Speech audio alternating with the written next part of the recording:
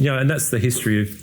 That's kind of been a lot of the history of humanity. That it's something that.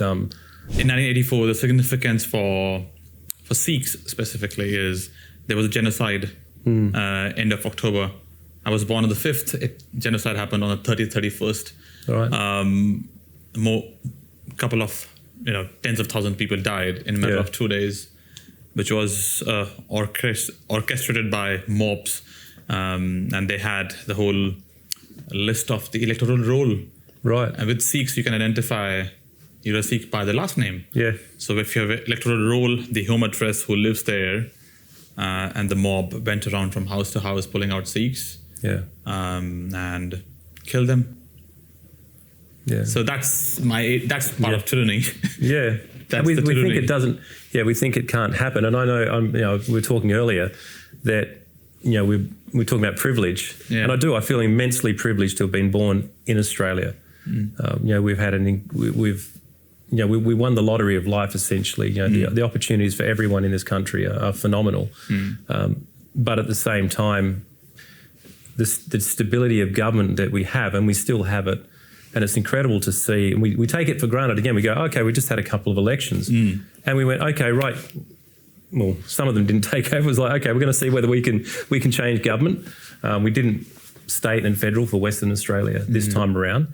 But when we do change government, it's like, okay, you pack up your boxes and get them out, and we'll bring our boxes in and our people in, and that's it. Yeah.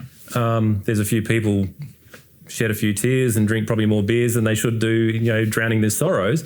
But that's the extent. The handover of power. The handover of power. And I don't think people understand how much of really something of a miracle that is historically, because power historically has not been handed over that easily. And you read the history of England, the history of Europe, the Chinese histories. You read those, from dynasty to dynasty and from family to family. It's once one lot takes over, it's not you lot go out. Okay, you're out of the house. It's like you're gone. Dead. You're dead. And that's the history of. That's kind of been a lot of the history of humanity. That it's something that we can't even comprehend in the world that we're in. Coming back to the worldview on your politics and in your beliefs. So as reading 1984 as a young man, how I would not be able to digest that at that young age.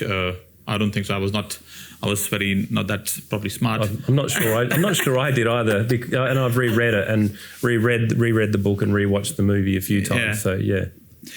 How does that frame you, and how does that set you apart, or creates the idea of thinking differently or thinking? I think it's more thinking, maybe it's thinking differently to some. I hold a very high view of truth. I have a very high view of freedom of speech, because you look at the 1984. They talk about wrong speak and the Ministry of Truth and all those sorts of things. That there's certain things you're not allowed to talk about. I grew up with the Dad used to talk about the memory hole. There's certain things you're not allowed to talk about, and people disappear from the memory.